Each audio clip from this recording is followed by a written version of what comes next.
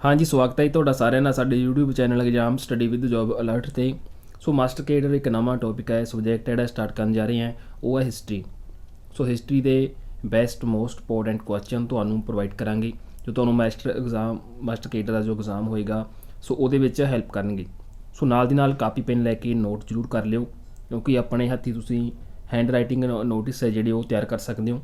ਨਾਲ ਦੀ ਨਾਲ ਲਿਖੋਗੇ ਤਾਂ ਕਦੇ ਵੀ ਕੁਐਸਚਨ ਤੁਸੀਂ ਭੁੱਲੋਗੇ ਨਹੀਂ। ਸੋ ਨਾਲ ਦੀ ਨਾਲ ਜ਼ਰੂਰ ਨੋਟ ਕਰਦੇ ਜਾਇਓ, ਮੋਸਟ ਇੰਪੋਰਟੈਂਟ ਇਹ ਕੁਐਸਚਨ ਨੇ। ਸੋ ਪਹਿਲਾ ਭਾਗ ਤੁਹਾਡੇ ਲਈ ਸਟਾਰਟ ਕਰ ਰਹੇ ਹਾਂ। ਸੋ ਇੰਡੀਅਨ ਹਿਸਟਰੀ ਦਾ ਤਾਂ ਪਹਿਲੇ ਪ੍ਰਸ਼ਨ ਤੋਂ ਸਟਾਰਟ ਕਰਾਂਗੇ। ਵੈਦਿਕ ਕਾਲ ਦੇ ਵਿੱਚ ਪਣੀ ਨਾਂ ਨਾਲ ਜਾਣੇ ਗਏ ਸਮੁਦਾਇ ਸੀ ਜਿਹੜੇ ਉਹਨਾਂ ਦਾ ਮੁੱਖ ਧੰਦਾ ਕੀ ਸੀਗਾ, ਜਿਹਨੂੰ ਵੈਦਿਕ ਕਾਲ ਦੇ ਵਿੱਚ ਪਣੀ ਕਿਹਾ ਜਾਂਦਾ ਸੀ, ਇਸ ਨਾਮ ਨਾਲ ਜਾਣਿਆ ਜਾਂਦਾ ਸੀ। ਤਾਂ ਇਹ ਜਿਹੜਾ ਸਮੁਦਾਇ ਸੀ ਤਾਂ ਇਹਦਾ ਮੁੱਖ ਧੰਦਾ ਕੀ ਸੀ, ਤਾਂ ਉਹ ਸੀਗਾ ਜੀ ਵਪਾਰ ਕਰਨਾ, ਇਸ ਦਾ ਮੁੱਖ ਧੰਦਾ ਸੀ। ਅਗਲਾ ਪ੍ਰਸ਼ਨ ਹੈ, ਰਿਗਵੇਦ ਦੇ ਵਿੱਚ ਪੁੱਤਰੀ ਲਈ ਢੁਕਵਾਂ ਸ਼ਬਦ ਦੁਹਿਤਾ ਦਾ ਸ਼ਾਬਦਿਕ ਅਰਥ ਕੀ ਹੈ, ਤਾਂ ਇਸ ਦਾ ਅਰਥ ਹੈ ਜੀ ਗਾਂ ਦਾ ਦੋਹਨ ਕਰਨ ਵਾਲੀ। ਦੁਹਿਤਾ ਦਾ ਜਿਹੜਾ ਸ਼ਾਬਦਿਕ ਅਰਥ ਬਣਦਾ ਹੈ ਗਾਂ ਦਾ ਦੋਹਨ ਕਰਨ ਵਾਲੀ, ਜੋ ਰਿਗਵੇਦ ਦੇ ਵਿੱਚ ਪੁੱਤਰੀ ਲਈ ਢੁਕਵਾਂ ਸ਼ਬਦ ਸੀਗਾ ਜਿਹਨੂੰ ਦੁਹਿਤਾ ਕਿਹਾ ਗਿਆ, ਤਾਂ ਅੱਗੇ ਇਸ ਦਾ ਅਰਥ ਬਣਦਾ ਜਿਹੜਾ ਗਾਂ ਦਾ ਦੋਹਨ ਕਰਨ ਵਾਲੀ। ਅਗਲਾ ਪ੍ਰਸ਼ਨ ਹੈ, ਸੰਗਮ ਯੁੱਗ ਦੇ ਵਿੱਚ ਤਾਮਿਲਾਂ ਦਾ ਸਭ ਤੋਂ ਲੋਕਪ੍ਰਿਯ ਦੇਵਤਾ ਕੌਣ ਸੀਗਾ। ਸੰਗਮ ਯੁੱਗ ਦੇ ਵਿੱਚ ਪੁੱਛਿਆ ਗਿਆ ਤਾਂ ਲੋਕਪ੍ਰਿਯ ਦੇਵਤਾ ਸੀ ਉਹਨਾਂ ਦਾ ਮੁਰਗਨ ਉਹਨਾਂ ਦੇ ਦੇਵਤੇ ਦਾ ਨਾਮ ਸੀ। ਸੋ ਨਾਲ ਦੀ ਨਾਲ ਵੀਡੀਓ ਸਟਾਪ ਕਰ ਲਿਓ, ਜ਼ਰੂਰ ਕੁਐਸਚਨ ਤੁਸੀਂ ਕਾਪੀ ਪੈਨ ਲੈ ਕੇ ਨੋਟ ਕਰੋ, ਜਿਸ ਨਾਲ ਤੁਹਾਡੇ ਨੋਟਿਸ ਹੈ ਜਿਹੜੇ ਇਹ ਬਣ ਜਾਣਗੇ। ਸੋ ਕਿਤੋਂ ਵੀ ਤੁਹਾਨੂੰ ਨੋਟਿਸ ਹੈ ਜਿਹੜੇ ਲੈਣ ਦੀ ਜ਼ਰੂਰਤ ਨਹੀਂ ਪਏਗੀ। ਸੋ ਇਹ ਕੁਐਸਚਨ ਕਾਫੀ ਵਾਰ ਐਗਜ਼ਾਮ ਦੇ ਵਿੱਚ ਵੀ ਪੁੱਛੇ ਗਏ ਨੇ, ਟੈਟ ਦੇ ਵਿੱਚ ਵੀ ਪੁੱਛੇ ਗਏ ਨੇ, ਮਾਸਟਰ ਕੇਡਰ ਦੇ ਵਿੱਚ ਵੀ ਪੁੱਛੇ ਗਏ ਨੇ। ਸੋ ਅਗਲਾ ਪ੍ਰਸ਼ਨ ਹੈ, ਚੋਰ ਰਾਜਾ ਜ਼ਿਆਦਾਤਰ ਕਿਸ ਮਤ ਦੇ ਅਨੁਯਾਈ ਸਨ, ਤਾਂ ਇਹ ਸੀਗੇ ਜੀ ਸ਼ੈਵ ਮਤ ਦੇ। ਜਿਹੜੇ ਚੋਰ ਰਾਜਾ ਹੋਏ ਨੇ ਸੋ ਜ਼ਿਆਦਾਤਰ ਇਹ ਸ਼ੈਵ ਮਤ ਦੇ ਅਨੁਯਾਈ ਸੀ, ਸਭ ਤੋਂ ਜ਼ਿਆਦਾ ਆਪਾਂ ਕਹਿ ਸਕਦੇ ਹਾਂ। ਅਗਲਾ ਪ੍ਰਸ਼ਨ ਹੈ, ਮੁਹੰਮਦ ਬਿਨ ਤੁਗਲਕ ਨੇ ਕਿਸ ਧਾਤੂ ਵਿੱਚ ਸੰਕੇਤਕ ਸਿੱਖਿਆ ਦਾ ਪ੍ਰਚਲਨ ਕੀਤਾ ਸੀਗਾ, ਤਾਂ ਉਹ ਸੀਗਾ ਜੀ ਕਾਂਸੇ ਦੇ ਵਿੱਚ। ਕਾਂਸਾ ਇੱਕ ਧਾਤੂ ਹੈ ਜਿਹਦੇ ਵਿੱਚ ਸਿੱਕਿਆਂ ਦਾ ਪ੍ਰਚਲਨ ਕੀਤਾ ਸੀ, ਚਲਾਏ ਗਏ ਸੀਗੇ ਮੁਹੰਮਦ ਬਿਨ ਤੁਗਲਕ ਨੇ। ਸੋ ਇਹ ਵੀ ਪੁੱਛਿਆ ਜਾ ਸਕਦਾ ਹੈ ਕਿ ਕਾਂਸੇ ਦੇ ਸਿੱਕੇ ਕਿਹੜੇ ਸ਼ਾਸਕ ਦੁਆਰਾ ਚਲਾਏ ਗਏ ਸੀ, ਮੁਹੰਮਦ ਬਿਨ ਤੁਗਲਕ ਦੇ ਦੁਆਰਾ।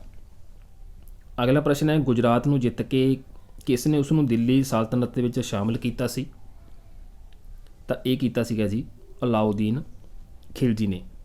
ਗੁਜਰਾਤ ਨੂੰ ਜਿੱਤ ਲਿਆ ਸੀ ਅਤੇ ਉਸ ਤੋਂ ਬਾਅਦ ਉਸ ਨੂੰ ਦਿੱਲੀ ਸਲਤਨਤ ਦੇ ਵਿੱਚ ਮਿਲਾ ਲਿਆ ਸੀ ਅਲਾਉਦੀਨ ਖਿਲਜੀ ਨੇ।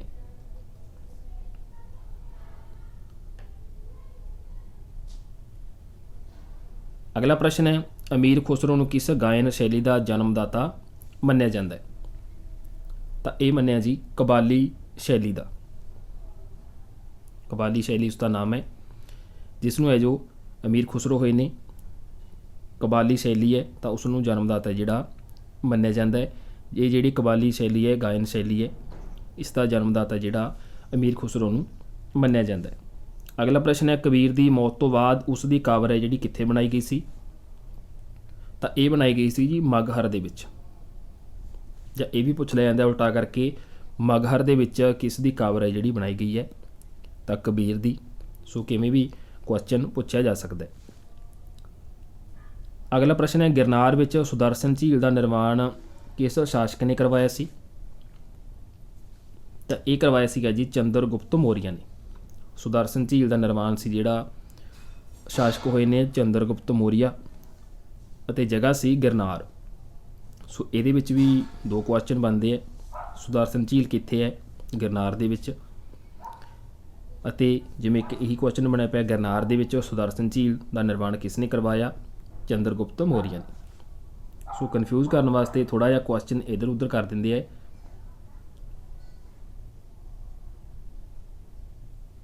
ਅਗਲਾ ਪ੍ਰਸ਼ਨ ਹੈ, ਮੈਗਸਥਨੀਜ਼ ਦੀ ਪੁਸਤਕ ਇੰਡਿਕਾ ਦੇ ਅਨੁਸਾਰ ਮੌਰੀਆ ਸਮਾਜ ਕਿੰਨੇ ਭਾਗਾਂ ਦੇ ਵਿੱਚ ਵੰਡਿਆ ਗਿਆ ਸੀ, ਤਾਂ ਇਹ ਵੰਡਿਆ ਗਿਆ ਸੀ ਜੀ 7 ਵਰਗਾਂ ਦੇ ਵਿੱਚ। ਇੱਥੇ ਵੀ ਦੋ ਕੁਐਸਚਨ ਨਿਕਲਦੇ ਆ। ਮੈਗਸਥਨੀਜ਼ ਦੀ ਪੁਸਤਕ ਕਿਹੜੀ ਸੀ, ਇੰਡਿਕਾ, ਜਾਂ ਇੰਡਿਕਾ ਪੁਸਤਕ ਕਿਸ ਦੁਆਰਾ ਲਿਖੀ ਗਈ ਸੀ, ਮੈਗਸਥਨੀਜ਼ ਦੁਆਰਾ। ਸੋ ਇਹਦੇ ਵਿੱਚ ਮੌਰੀਆ ਸਮਾਜ ਨੂੰ ਕਿੰਨੇ ਭਾਗਾਂ ਵਿੱਚ ਵੰਡਿਆ ਗਿਆ ਸੀ, 7 ਵਰਗਾਂ ਦੇ ਵਿੱਚ। ਕਿਹੜੇ ਕਿਹੜੇ ਸੀਗੇ, ਦਾਰਸ਼ਨਿਕ, ਖੇਤੀ, ਸੈਨਿਕ, ਚਰਵਾਹੇ, ਸ਼ਿਲਪੀ, ਨਿਆਂ ਅਧਿਕਾਰੀ ਅਤੇ ਪਾਰਸ਼ਦ। ਇਹ 7 ਵਰਗ ਸੀ, ਜਿਹਦੇ ਵਿੱਚ ਜੋ ਮੈਗਸਥਨੀਜ਼ ਦੀ ਪੁਸਤਕ ਇੰਡੀਕਾ ਸੀ ਤਾਂ ਉਹਦੇ ਅਨੁਸਾਰ ਜੋ ਮੌਰੀਆ ਸਾਮਰਾਜ ਸੀ 7 ਭਾਗਾਂ ਦੇ ਵਿੱਚ ਵੰਡਿਆ ਗਿਆ ਸੀ। ਅਗਲਾ ਪ੍ਰਸ਼ਨ ਹੈ, ਰਿਗਵੇਦ ਵਿੱਚ ਕਿਸ ਦੇਵਤਾ ਦੀ ਰਚਨਾ ਵਿੱਚ ਸਭ ਤੋਂ ਵੱਧ ਛੰਦ ਹਨ? ਤਾਂ ਉਹ ਨੇ ਜੀ ਇੰਦਰ ਦੀ ਰਚਨਾ ਦੇ ਵਿੱਚ। ਇੰਦਰ ਦੇਵਤਾ ਹੋਏ ਨੇ ਜਿਹਦੀ ਰਚਨਾ ਦੇ ਵਿੱਚ ਸਭ ਤੋਂ ਵੱਧ ਛੰਦ ਨੇ, ਕਿਹਦੇ ਵਿੱਚ?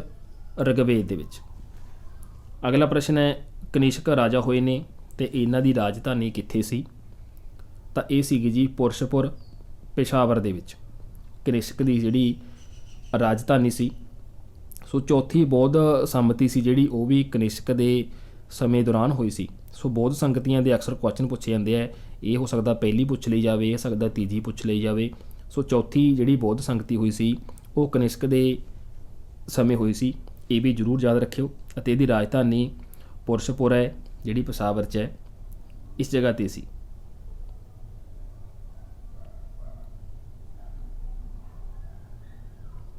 ਅਗਲਾ ਪ੍ਰਸ਼ਨ ਹੈ, ਨਰਸਿੰਘ ਵਰਮਨ ਦੂਸਰੇ ਨੇ, ਜਿਸ ਦੀ ਉਪਾਧੀ ਰਾਜ ਸਿੰਘ ਸੀ, ਰਾਂਚੀ ਵਿੱਚ ਕਿਸ ਮੰਦਰ ਦਾ ਨਿਰਮਾਣ ਹੈ ਜਿਹੜਾ ਕਰਵਾਇਆ ਸੀ? ਤਾਂ ਇਹ ਕਰਵਾਇਆ ਸੀਗਾ ਜੀ ਕੈਲਾਸ਼ ਮੰਦਰ ਦਾ। ਨਰਸਿੰਘ ਵਰਮਨ ਦੂਸਰੇ ਨੇ ਕੈਲਾਸ਼ ਮੰਦਰ ਦਾ ਜਿਹੜਾ ਨਿਰਮਾਣ ਕਰਵਾਇਆ ਸੀ। ਅਤੇ ਨਰਸਿੰਘ ਵਰਮਨ ਦੂਸਰੇ ਦੀ ਜਿਹੜੀ ਉਪਾਧੀ ਸੀ, ਸੋ ਉਪਾਧੀ 'ਤੇ ਅਗਰ ਕੁਐਸਚਨ ਪੁੱਛ ਲਿਆ ਜਾਵੇ ਤਾਂ ਰਾਜ ਸਿੰਘ ਉਪਾਧੀ ਸੀ ਇਸ ਦੀ। ਅਤੇ ਰਾਂਚੀ ਵਿੱਚ ਹੈ ਜਿਹੜਾ ਕੈਲਾਸ਼ ਮੰਦਰ ਦਾ ਨਿਰਮਾਣ ਨਰਸਿੰਘ ਵਰਮਨ ਦੂਜੇ ਦੁਆਰਾ ਕਰਵਾਇਆ ਗਿਆ ਸੀ।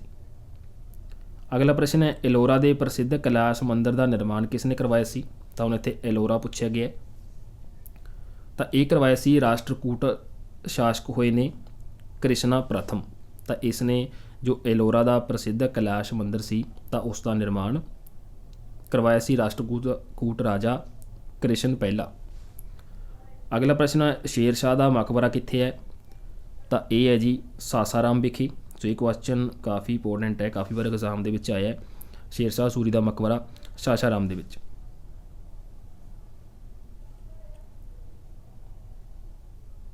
ਅਗਲਾ ਪ੍ਰਸ਼ਨ ਹੈ, ਅਕਬਰਨਾਮਾ ਦੇ ਪ੍ਰਮੁੱਖ ਲੇਖਕ ਅਬੁਲ ਫਜ਼ਲ ਦੀ ਹੱਤਿਆ ਕਿਸ ਨੇ ਕੀਤੀ ਸੀ? ਤਾਂ ਇਹ ਕੀਤੀ ਸੀ ਵੀਰ ਸਿੰਘ ਦੇਵ ਬੁੰਦੇਲਾ ਨੇ। ਸੋ ਇਹਦੇ ਵਿੱਚ ਵੀ 2 ਕੁਐਸਚਨ ਨਿਕਲਦੇ ਹੈ।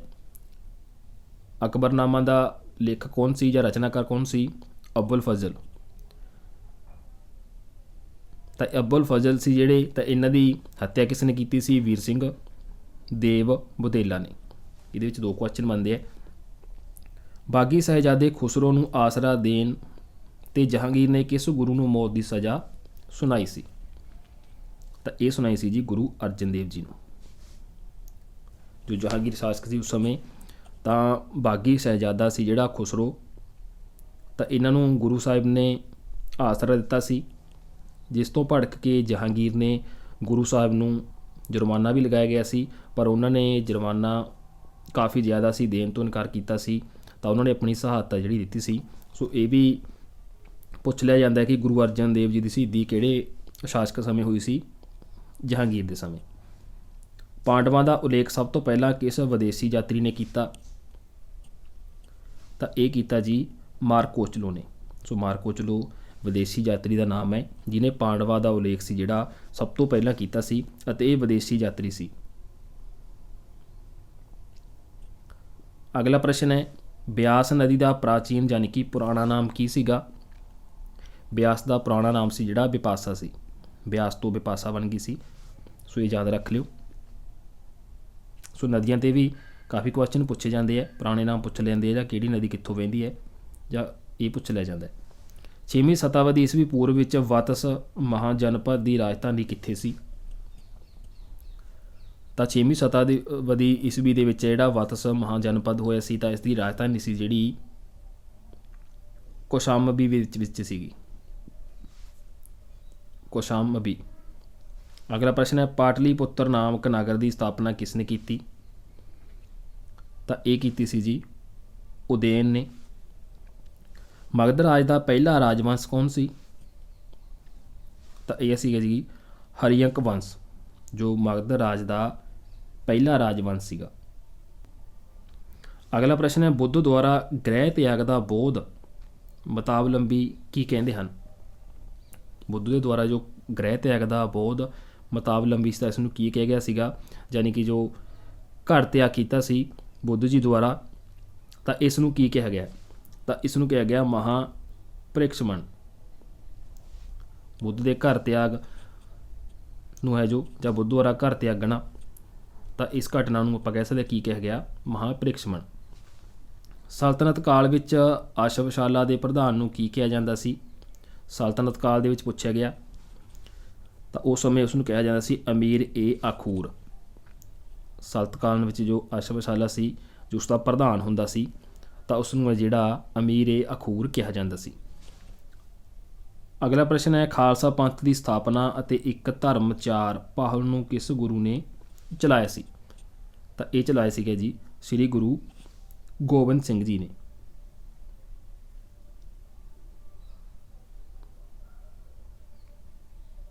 ਅਗਲਾ ਪ੍ਰਸ਼ਨ ਹੈ, ਸਾਤਵਾਹਨ ਵੰਸ਼ ਦਾ ਮਹਾਨ ਸ਼ਾਸਕ ਕੌਣ ਸੀ?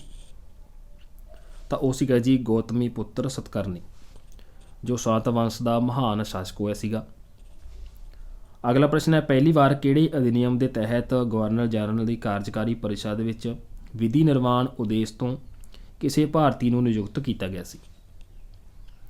ਤਾਂ ਇਹ ਕੀਤਾ ਗਿਆ ਸੀਗਾ ਜੀ ਭਾਰਤੀ ਕੌਸ਼ਲ ਅਧਿਨਿਯਮ 1861 ਦੇ ਤਹਿਤ। ਇਸ ਅਧਿਨਿਯਮ ਦੇ ਤਹਿਤ ਜੋ ਗਵਰਨਰ ਜਨਰਲ ਦੀ ਕਾਰਜਕਾਰੀ ਪਰਿਸ਼ਦ ਹੁੰਦੀ ਸੀ, ਤਾਂ ਇਹਦੇ ਵਿੱਚ ਜੋ ਵਿਧੀ ਨਿਰਮਾਣ ਦੇ ਉਦੇਸ਼ ਤੋਂ ਭਾਰਤੀ ਨੂੰ ਜਿਹੜਾ ਨਿਯੁਕਤ ਕੀਤਾ ਗਿਆ ਸੀ, ਭਾਰਤੀ ਕੌਸ਼ਲ ਅਧਿਨਿਯਮ 1861 ਦੇ ਅਕੋਰਡਿੰਗ। ਪ੍ਰਸਿੱਧ ਪਾਰਸੀ ਤਿਉਹਾਰ ਨੌਰੋਜ਼ ਕਿਸ ਸ਼ਾਸਕ ਨੇ ਸ਼ੁਰੂ ਕੀਤਾ ਸੀ? ਸੋ ਨੌਰੋਜ਼ ਜਿਹੜਾ ਪਾਰਸੀ ਤਿਉਹਾਰ ਹੈ, ਇਹ ਜ਼ਰੂਰ ਯਾਦ ਰੱਖਿਓ, ਸ਼ਾਰਟ ਦੇ ਵਿੱਚ ਹੀ ਪੁੱਛ ਲੈਂਦੇ ਨੇ ਵੀ ਕਿ ਨੌਰੋਜ਼ ਕੀ ਸੀਗਾ। ਇਹ 'ਚ ਆਪਸ਼ਨ ਤੁਹਾਨੂੰ ਦੇ ਦੇਣਗੇ, ਤਿਉਹਾਰ ਦੇ ਦੇਣਗੇ ਜਾਂ 3 ਅਫਸਰਾਂ ਨਾਲ ਹੋਣ ਦੇ ਦੇਣਗੇ। ਤਾਂ ਨੌਰੋਜ਼ ਸੀਗਾ ਜਿਹੜਾ ਉਹ ਪਾਰਸੀ ਤਿਉਹਾਰ ਸੀ, ਤਾਂ ਇਹ ਸ਼ੁਰੂ ਕੀਤਾ ਸੀਗਾ ਬਲਬਨ ਨੇ।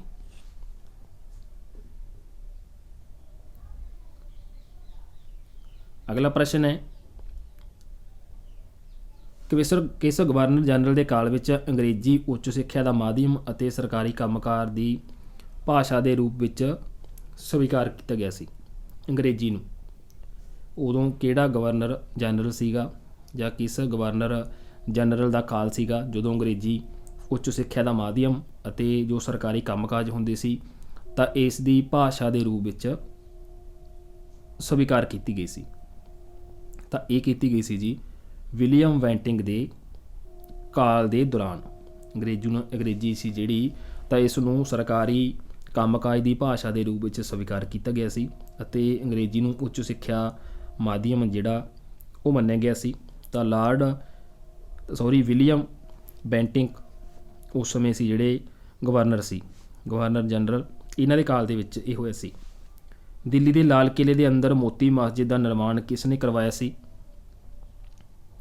ਤਾਂ ਇਹ ਕਰਵਾਇਆ ਸੀਗਾ ਜੀ ਔਰੰਗਜ਼ੇਬ ਨੇ। ਅਗਲਾ ਪ੍ਰਸ਼ਨ ਹੈ, ਸਾਂਚੀ ਦਾ ਸਤੂਪ ਕਿਸ ਵੰਸ਼ ਦੇ ਕਾਲ ਵਿੱਚ ਬਣਵਾਇਆ ਗਿਆ ਸੀਗਾ? ਸਾਂਚੀ ਦੇ ਸਤੂਪ 'ਤੇ ਅਕਸਰ ਕੁਐਸਚਨ ਆਉਂਦਾ ਹੈ, ਤਾਂ ਇਹ ਬਣਵਾਇਆ ਗਿਆ ਸੀ ਜੀ ਮੌਰੀਆ ਵੰਸ਼ ਦੇ ਕਾਲ ਦੇ ਵਿੱਚ। ਸਾਂਚੀ ਦਾ ਸਤੂਪ ਆ ਜਿਹੜਾ ਬਣਾਇਆ ਗਿਆ ਸੀ। ਅਗਲਾ ਪ੍ਰਸ਼ਨ ਹੈ,